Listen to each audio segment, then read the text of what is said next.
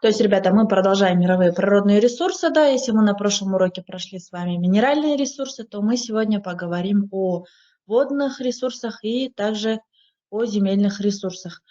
Тетради, ребята, кто оставлял, я их давно проверила, они на КПП можете прийти и забрать. Хорошо? Значит, давайте поговорим о прошедшем тесте, да, то есть о котором было много вопросов. Есть вопросы насчет теста, ребята? Значит, первый вопрос. На карте ответы даны были в виде в виде латиницы, а ответы даны в виде кириллицы. Соответственно, в принципе, те, кто ответил, что это второй, да, как бы в принципе Б, В, да, либо же третий, это были правильные ответы. Есть вопросы насчет теста? Владимир пишет, да, пиши, пожалуйста, какие вопросы? Почему за одну ошибку 80%? Давайте объясню. Значит, ребята, тест состоит из 15 вопросов. Соответственно, выполнение всех вопросов правильно, да, 15 ответов, если у вас правильные, соответственно, у вас пятерка. Если вы выполнили 14 правильных ответов, это у вас четверка. 12, 13 и 14 – это четверка. 10, 11 – это тройка, ребята. А кто выполнил меньше 10 заданий, соответственно, у них двойка. Так как тест был очень легкий, в принципе, вы могли, да, как и было, наверное, кто-то, например, первым закончил, да, соответственно, за 40 минут кто-то закончил, а отправил остальным правильные ответы, да, потому что он сразу высвечивается, и вы решили некоторые из вас за 6 минут, и даже были те, которые за 3 минуты выполнили задание. Есть еще вопросы?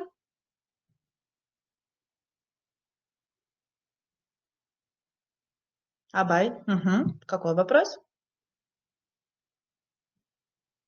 Как-то несправедливо. Как-то несправедливо. Алия, на латынице пишешь, я тебя не понимаю. Да, правильно, Кипр. Кипр, ребята, это не Ближний Восток. Значит, те, кто ответили Израиль, ребята, это неправильно. Те, кто ответили Кипр, это правильно.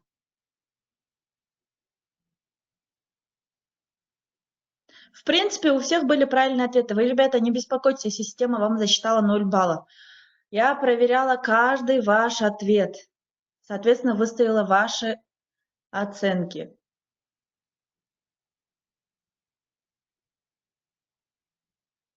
Надеюсь, мы с вопросами насчет теста закрыли, да? И начинаем сегодняшний урок. Прежде чем начать урок, ребята, попрошу вас всех. Помните, я вам задавала практические задания, да?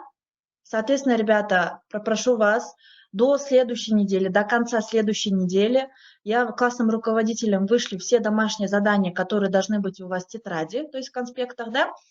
Соответственно, выполнить эти задания и принести в школу для проверки. Потому что среди вас есть те, которые никогда ничего не делал в Я-классе, да, соответственно, оценок нету, а уже четверть заканчивается. Соответственно, контурную карту, тетради до конца на следующей неделе, да, пожалуйста, принесите. Хорошо? Хорошо, да? Тогда ваше домашнее задание сегодняшнее. Это прочитать текст. Мы оцениваем природные ресурсы на странице 31-45. Выполнить задание 1, 3 и 4. Абай спрашивает, когда атлас дать. Атлас, ребята, значит, до конца следующей недели я вам даю время все это выполнить. Хорошо? Адил спрашивает, а если делал я класс, то можно... Ребята, я не успеваю. В принципе, ребята, желательно, чтобы ваши тетради были заполнены не именно конспектами, да, то, что вы записывали во время урока, да, а желательно, чтобы ваши ответы были в тетрадях. Хорошо? Дальше. Выполнить задание рубрики «Можете ли вы» на странице 26, 1, 3 и 4 задание. Дальше выполнить работу в Я-классе. В Я-классе, ребята, всего лишь будет 3 вопроса, на которые вам нужно ответить. Да? Соответственно, дается также 40 минут. На эти 3 вопроса отвечайте и зарабатываете баллы. Цель сегодняшнего урока – это изучение мировых природных ресурсов, определить обеспеченность стран и регионов природными ресурсами, а именно это земельные и водные ресурсы. Давайте вспомним с вами прошлый урок, да, как раз таки минеральные ресурсы мира. Назовите, пожалуйста, 3 страны, которые имеют самые большие запасы угля. Никита, США, отлично. Еще? Китай. Угу. Российская Федерация. Угу. Еще какие страны, кроме Никиты, еще кто-то напишет нам? Абай пишет. Китай, США, Индия, Россия. Угу. Это уже 4 страны, да? 3 страны. Первые 3 страны, которые имеют большие запасы угля. Украина. Молодцы, ребята. США, Россия, Китай, да, соответственно, 3 страны, которые имеют самые большие запасы угля. Никита, Абай, молодцы, правильно ответили. Дальше. Какие страны имеют наибольшую степень обеспеченности углем? Вот теперь обеспеченность, ребята. Запасы – это другое, да? Обеспеченность углем – это другое, на душу населения. Украина. Угу. Еще? Правильно, Украина. Еще какие страны? Россия. Еще. Россия. Значит, ребята, это Россия, Украина и Германия, да? Соответственно, которые имеют самую наибольшую степень обеспеченности углем. Какие 3 страны занимают первые 3 места по запасам нефти? Как раз таки страны Ближнего Востока, да? Соответственно, страны, которые входят в состав ОПЕК. Саудовская Аравия, отлично. Угу, Адиль, правильно. Канада. Ирак, Объединенные Арабские Эмираты. Значит, это, ребята, Саудовская Аравия, Иран и Ирак.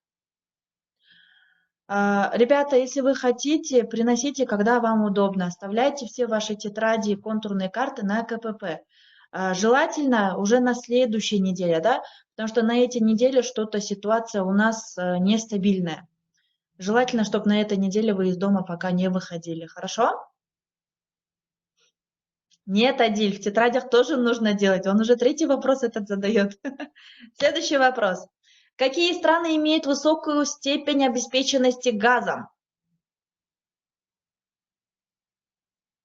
Ну если вам все равно идти в школу, можете принести. Российская Федерация, пишет Айтыгин. Угу, еще? Обеспеченности газом, ребята. То есть не запасы газа, да, а обеспеченности газом. Иран, США. Значит, это, ребята, Туркмения, Иран и Венесуэла, которые имеют высокую степень обеспеченности газом. Вот Никита правильно ответил. Правильно, Никита, отлично. Следующий вопрос. Молодец, Алина. Где находятся медные пояса? Где добывают медь? В каких зонах, в каких материках? У нас прям есть медный пояс. Молодец, Никита. В Африке, пишет Бибисара. Угу. Центральная Африка. Африка. Ну, кроме Африки еще. На каком материке? Прям получается хребет такой. Америка какая? Есть у нас северная и южная. Бразилия. Не страны нужны, ребята. Как раз таки нужны материки, да? Южная Америка пишет. Значит, ребята, это андские страны, да? Анды. Как раз таки Анды где у нас расположены? Расположены они в Южной Америке, да? Центральная Африка – это Заир, Замбия. Соответственно, там у нас идет медный пояс. Дальше. А оловянный пояс где находится? Олово где добывается? Оловянный пояс. Китай.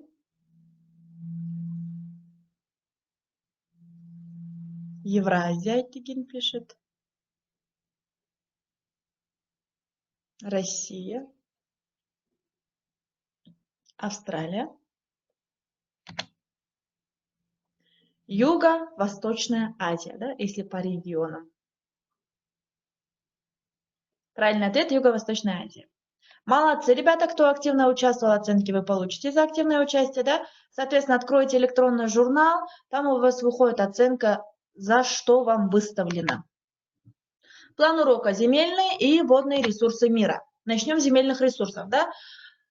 Что входит в земельные ресурсы? Значит, что такое земельные ресурсы? Земельные ресурсы – это часть земельного фонда, которая используется или может быть использована в народном хозяйстве. Это совокупный природный ресурс поверхности суши, как пространственного базиса расселения и хозяйственной деятельности, основное средство производства в сельском и лесном хозяйстве. Какие виды земельных ресурсов вы знаете? Типы земельных ресурсов? Поля, леса. Вот, пашни, теперь правильно. Угу.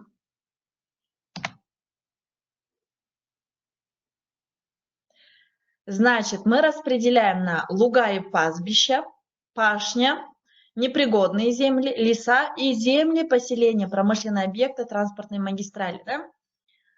Как вы знаете, Мировой океан занимает 71% всей нашей планеты, да, потому что наша планета полностью, можно сказать, да, окружена водами Мирового океана. Соответственно, общая площадь 35,8 миллиардов гектаров занимает Мировой океан. Суша, ребята, 13,4 миллиардов гектаров занимает. А Антарктида и Гренландия, то есть те места, которые полностью охвачены, да, льдами многолетними, соответственно, они занимают 1,5 миллиарда гектаров. Вы понимаете, да, насколько огромна территория, получается, Мирового океана и ледников.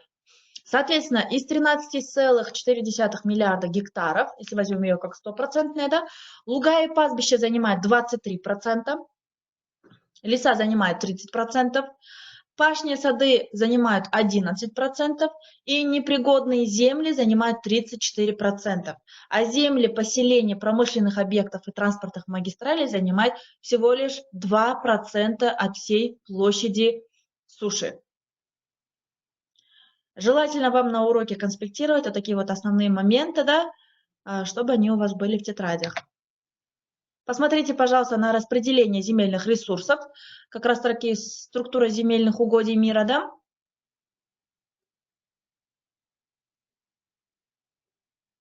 Опасность опустынивания. Опустынивание у нас идет повсеместно, очень высоко распространено на территории, получается, Северной Америки, Южной Америки, вдоль, получается, Андов, на территории Бразилии, да. Очень, так как Сахара расположена в Африке, соответственно, да, близлежащие страны, Алжир, соответственно, Марокко, Египет, да, опустынивание идет. Также, получается, в центральной нашей Азии, да, и Австралии. То есть как раз-таки там, где расположены самые крупные пустыни на нашей планете. Использование земельных ресурсов в мире. То есть использование на первом месте, как всегда, это США. Как вы знаете, да, США всегда во многих, получается, ресурсах мира, соответственно, занимает первые места, да, входит в тройку лидеров. Далее идет Индия. США 185,7 миллионов гектаров, Индия 166,1 гектаров, да, Россия 130,3 миллионов гектаров, дальше Китай, да, Австралия, Канада, Бразилия, Казахстан, Украина и Нигерия 30,2 миллионов гектар. Как раз таки страны, которые используют земельные ресурсы. Да. По данным ООН, более 50% земной поверхности превратились в пустыни или же находятся под угрозой опустынивания. Антропогенное опустынивание уже охватило более 950 миллионов гектар и угрожает еще 3 миллиардам гектаров земель, преимущественно в пределах несколько десятков развивающихся стран. Как раз таки именно развивающиеся страны, да, сейчас бьют тревогу о том, что многие земли опустыниваются. Соответственно, это влечет за собой огромные проблемы. Огромные проблемы, связанные с сельским хозяйством, да, соответственно, сельское хозяйство, дальше идет повальное, связанное с экономикой страны, да, и это, ребята, огромная проблема для всего мира. Главные меры по сохранению земельных ресурсов. Что мы должны делать, чтобы сохранить наши ресурсы? Это уменьшение эрозионных факторов на земле, рациональное использование земли, борьба с засолением, заболачиванием, переуплотнением и также загрязнением почв. То есть мы должны, ребята, самое основное, это рационально использовать земли. Конечно же, здесь нет таких стран, которых нужно брать примеры, потому что в каждой стране есть проблема с земельными ресурсами.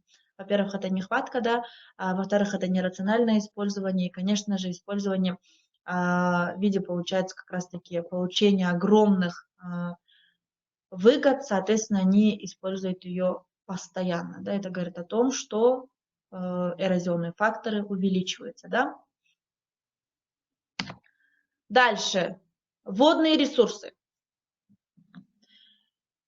Значит, пресные воды составляют 3% объема воды, но из них доступны только 0,02% поверхностных вод. При этом из них 50% уже загрязнены.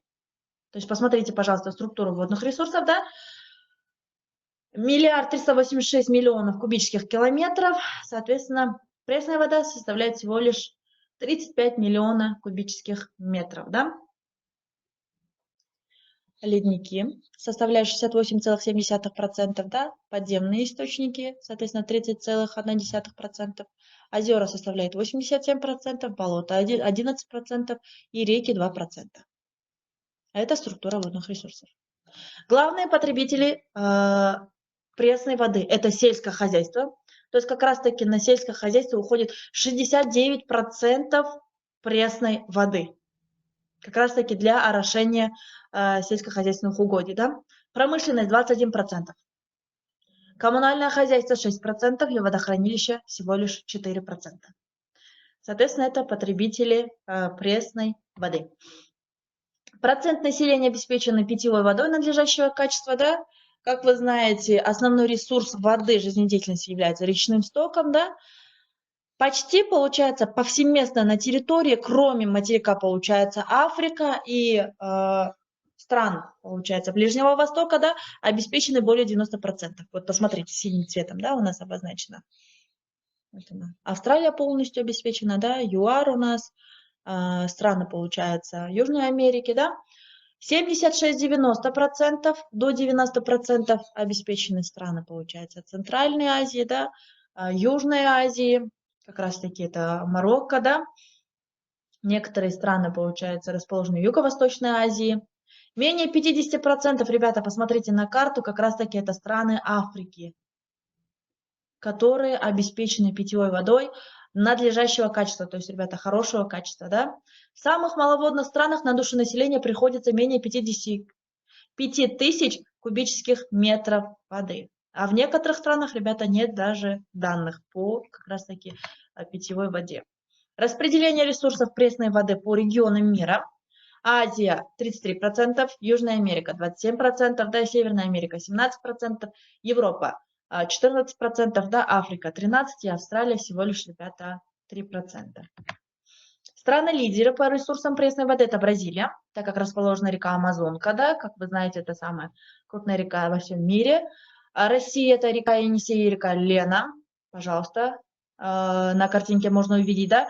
Канада, так как расположены там великие озера, да, соответственно, это тоже огромный ресурс пресной воды. И Китай – это реки Янцзы и Хуанхэ, да, можно сказать, самые загрязненные реки, да. Дальше.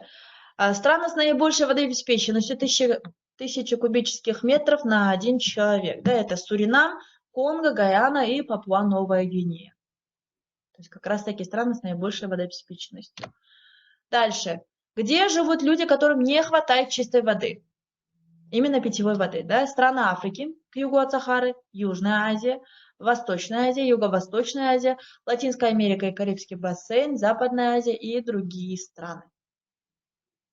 То есть, если, например, некоторым странам дано такое, что им хватает чистой питьевой воды, да, и они даже используют ее нерационально, например, возьмем с вами Кыргызстан, да, то другим странам, ребята, не хватает этой чистой питьевой воды.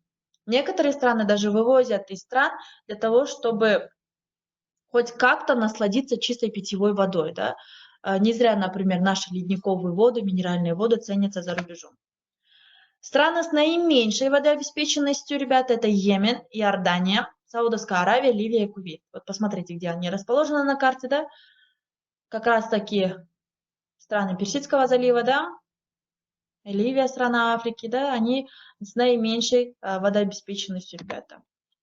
Проблема дефицита пресной воды в мире. То есть от водного стресса в мире страдает более 700 миллионов человек в 43 странах.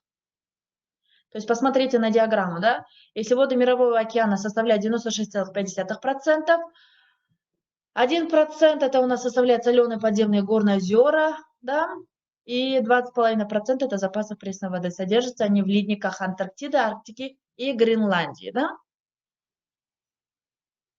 Основной ресурс воды для жизнедеятельности – это речной сток.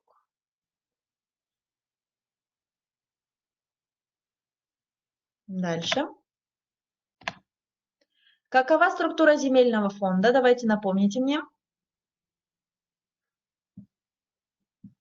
Структура земельного фонда.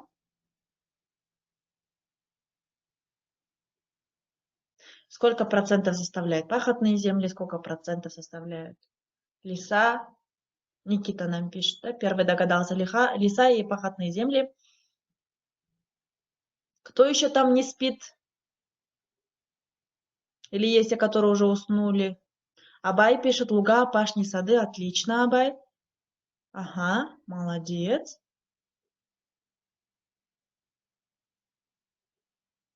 Пашня, пишет нам Владимир. Отлично. Непригодные земли. Угу. Значит, большая часть земельного фонда, ребята, занята лесами и кустарниками. Это около 30%. Да? Малопродуктивные и непродуктивные земли занимают 31%. На долю лугов и пастбищ приходится около 23%. Пашни занимает 11%, да, а населенные пункты 3,5%. Как раз таки населенные пункты, транспортные магистрали, да, о которых мы с вами ранее говорили.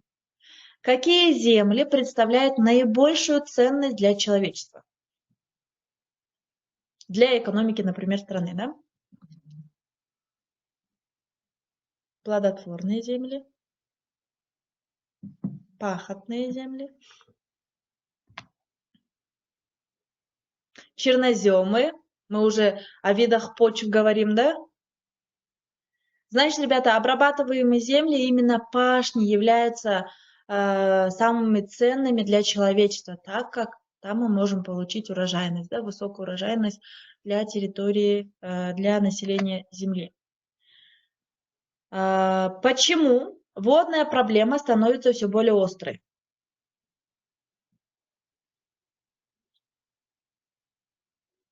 Почему водная проблема становится все более острой? Так как вода кончается, ее запасы исчерпаемы. Отлично, Семиты. Загрязняется вода. Угу. Много потребляем, мало восстанавливается, пишет нам Алина. Перенаселение.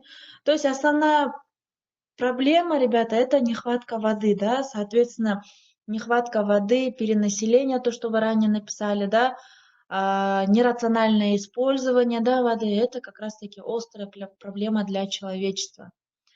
Соответственно, мы должны рационально ее использовать, да. Как вы думаете, как можно решить проблему обеспечения воды засушливых стран мира?